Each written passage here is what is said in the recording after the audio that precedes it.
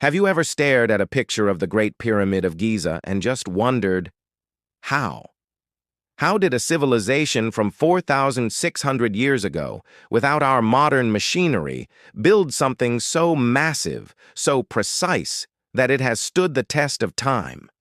Today, we're going to peel back the layers of sand and history to uncover the incredible story of the pyramid builders. Forget what you think you know, because the reality is even more fascinating than the myths. Subscribe for more content like this. Let's travel back in time to ancient Egypt, around 2580 BC. Pharaoh Khufu is on the throne, and he commissions a tomb for the ages, a stairway to the heavens. This isn't just a building project, it's a national mission, a testament to the power and divinity of the pharaoh. The site chosen is the Giza Plateau, a solid bedrock foundation perfect for supporting an unimaginable weight. The raw material? Millions of massive limestone and granite blocks. So, the first big question, how did they get these stones, some weighing as much as an elephant, from the quarries to the construction site? For the bulk of the pyramid, limestone was quarried right there on the Giza Plateau. But for the more important inner chambers and the outer casing, they used fine white Tura limestone from across the Nile and massive granite blocks from Aswan, over 500 miles to the south. Archaeologists have discovered that the Egyptians were masters of logistics. They would wait for the annual flooding of the Nile. This inundation brought the water right up to the Giza Plateau, creating a natural superhighway. They built special harbors and canals, allowing them to float these colossal stones on huge wooden barges directly to the base of the pyramids. It was an incredible feat of harnessing nature. Now for the multi-million-dollar question, how did they lift these heavy blocks up the pyramid? While Hollywood loves the image of massive, straight ramps, the evidence points to something a bit more complex. Most experts now believe they used a system of internal ramps that spiraled up inside the pyramid as it was being built. Think of it like a corkscrew roadway within the structure itself. This theory is supported by microgravity scans that have detected strange voids and spiral-like anomalies inside the Great Pyramid.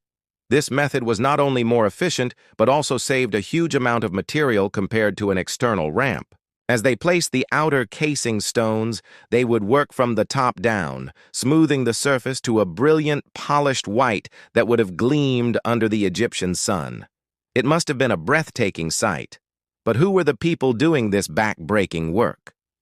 For a long time, the popular belief was that the pyramids were built by slaves. However, archaeological discoveries have completely debunked this myth. Excavations of a nearby village, complete with bakeries, breweries, and medical facilities, reveal the truth.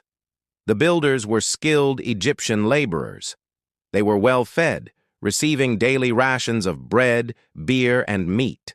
They were organized into rotating crews, working for a few months at a time as a form of national service or taxation.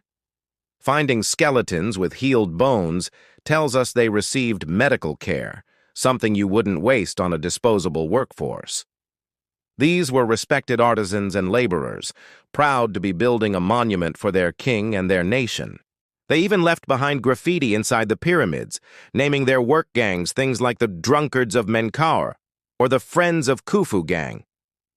It's a wonderfully human touch, a voice reaching out to us across millennia. And what about the mind-boggling precision? The Great Pyramid is aligned almost perfectly with the cardinal directions, north, south, east, and west. How did they achieve this without a compass? They were brilliant astronomers. They likely used the stars, tracking the movement of a single star in the northern sky and bisecting the angle of its rising and setting to find true north. Their tools might seem simple to us, plumb bobs, set squares, and sighting rods. But in the hands of masters, they were capable of incredible accuracy. To get the base perfectly level, they probably used a network of water-filled trenches.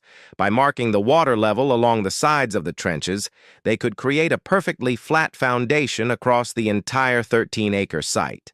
It's a simple, yet ingenious, solution.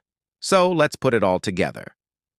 The construction of the Great Pyramid wasn't the result of alien technology or some lost mythical power. It was the result of human ingenuity, incredible organization, and a deep, unifying purpose. It was a masterpiece of project management, combining the knowledge of quarrying, transportation, astronomy, and engineering. It took an estimated 20,000 to 30,000 workers around 20 years to complete. Next time you look at the pyramids, don't just see a pile of stones. See the bustling harbors on the Nile, the teams of strong men maneuvering blocks into place, the astronomers charting the stars, and the architects and foremen overseeing it all. See the pride and skill of a nation united in a singular monumental goal. The real magic of the pyramids isn't in how they were built, but in the incredible human spirit that built them. Thank you so much for joining me on this journey back in time. If you found this as fascinating as I do, please hit that like button and subscribe for more adventures into our amazing past. Let me know in the comments what ancient mystery you'd like us to explore next. Until then, stay curious.